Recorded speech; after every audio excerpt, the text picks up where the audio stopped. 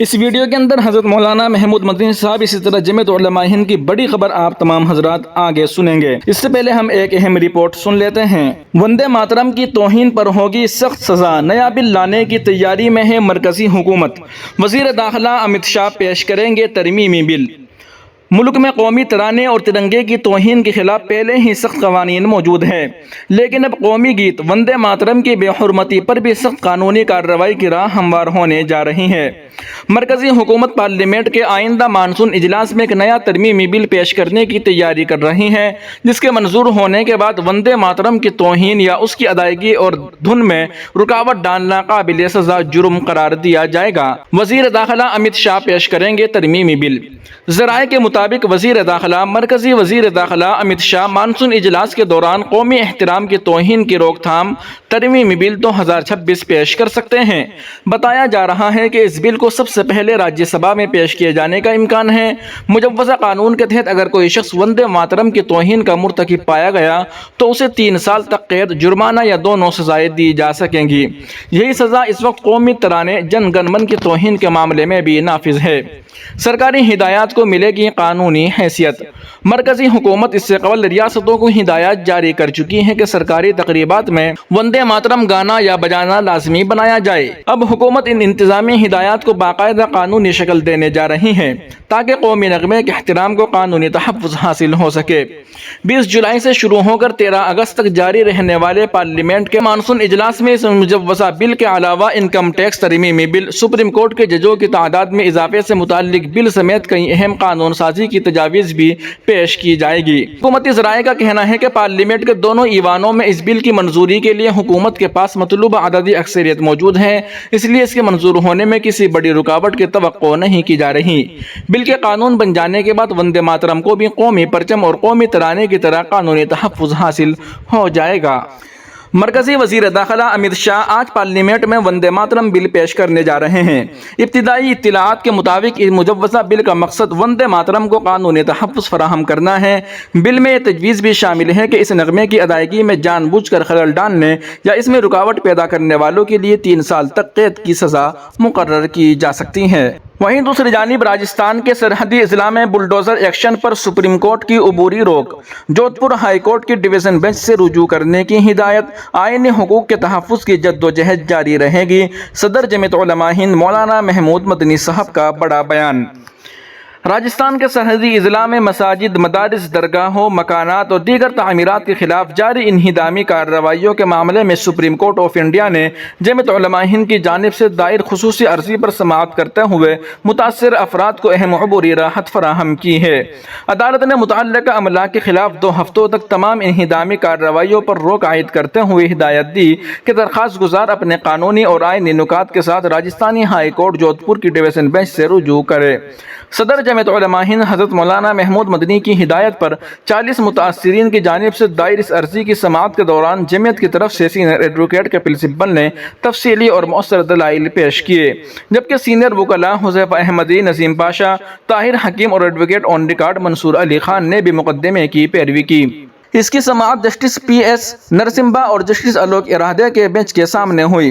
واضح رہے کہ 20 جون 2026 کو جمعیت علماء ہند کا ایک اعلیٰ سطحی وفد راجستھان کے متاثرہ سرحدی اضلاع پہنچا تھا، جس نے زمینی صورتحال کا جائزہ لیا، متاثرہ خاندانوں سے ملاقات کی اور انہدامی کارروائیوں کی تفصیلات جمع کی۔ وفد کی رپورٹ کی بنیاد پر متاثرین کی جانب سے تقریباً 40 عرضیاں راجستھان ہائی کورٹ جودھ پور میں دائر کی گئی، جبکہ دیگر متاثرین نے بھی انفرادی طور پر عدالت سے رجوع کیا۔ اس کے نتیجے میں مجموعی طور پر تقریباً 60 مقدمات عدالت کے سامنے آئے۔ 7 جولائی کو دلائل مکمل ہونے کے بعد راجستھان ہائی کورٹ نے 13 جولائی کو اپنا فیصلہ سنایا۔ تاہم مطلوبہ قانونی راحت نہ ملنے پر جمعیت علماء ہند نے فوری طور پر سپریم کورٹ سے رجوع کیا۔ اس درمیان جمعیت علماء ہند کے جنرل سیکرٹری مولانا حکیم الدین قاسمی، نائب صدر جمعیت علماء ہند مولانا قاری محمد امین، صدر جمعیت علماء راجستھان مولانا حبیب اللہ قاسمی، ناظم اعلیٰ مولانا عبد الواحد خطری وغیرہ لگاتار متاثرین اور وکلاء سے رابطے میں رہے۔ ایڈوکیٹ طاہر حکیم نے ہائی کورٹ میں بھی جمعیت علماء ہند کی نمائندگی کی۔ سماعت کے دوران سینئر ایڈوکیٹ کپل سبل نے عدالت کو بتایا کہ مکانات، مساجد، مدارس اور دیگر عملہ کے خلاف مسلسل انہدامی کارروائیاں جاری ہیں جبکہ سینکڑوں مذہبی اور رہائشی املاک کو نوٹس جاری کیے گئے ہیں۔ کسی بھی مذہبی مقام یا شہری کی ملکیت کے خلاف کارروائی صرف آئین، قانون اور فطری انصاف کے اصولوں کے مطابق ہی کی جا سکتی ہے، نہ کہ انتظامی اختیارات کی یک طرفہ استعمال کے ذریعے۔ اس لیے اگر فوری عبوری تحفظ نہ دیا گیا تو قابل اعتراف نقصان ہوگا۔ دلائل سننے کے بعد سپریم کورٹ نے 2 ہفتوں تک انہدامی کارروائی پر عبوری روک لگاتے ہوئے واضح کیا کہ اس نوعیت کے معاملات میں متنازع حقائق کا تفصیلی جائزہ متعلقہ ہائی کورٹ ہی لے سکتی ہے۔ اس لیے عدالت نے عرضی گزاروں کو راجستھان ہائی کورٹ جودھ پور کی ڈویژن بینچ سے رجوع کرنے کی ہدایت دی۔ عدالت ایک بار پھر اپنے 13 نومبر 2024 کے تاریخی فیصلے میں طے کردہ اصولوں کا بھی حوالہ دے رہی ہے اور واضح کیا کہ کسی بھی انہدامی کارروائی میں قانونی طریقہ کار، قدرتی انصاف اور آئینی ضمانتوں کی مکمل پابندی ضروری ہے۔ عدالت نے یہ بھی کہا کہ جہاں عوامی اراضی پر غیر مجاز تجاوزات ثابت ہوں وہاں قانون کے مطابق کارروائی کی جا سکتی ہے، تاہم ہر مقدمہ اپنے حقائق کے مطابق پرکھا جائے گا اور سپریم کورٹ کے رہنما اصولوں کی روشنی میں متعلقہ ہائی کورٹ مناسب فیصلہ کرے گی۔ دریں اثنا جمعیت علماء ہند کے صدر مولانا محمود مدنی نے کہا کہ عدالت کی ہدایت کے مطابق راجستھان ہائی کورٹ جودھ پور کی ڈویژن بینچ سے فوری رجوع کریں گے۔ جمعیت علماء ہند متاثرہ شہریوں، مساجد، مدارس اور دیگر مذہبی مقامات کے آئینی و قانونی حقوق کے تحفظ کے لیے ہر قانونی فورم پر پوری قوت کے ساتھ مقدمہ لڑتی رہے گی۔ ہمیں یقین ہے کہ قانون اور انصاف کی بالادستی قائم ہوگی، ایسا کہنا ہے صدر جمعیت علماء ہند مولانا محمود مدنی صاحب کا۔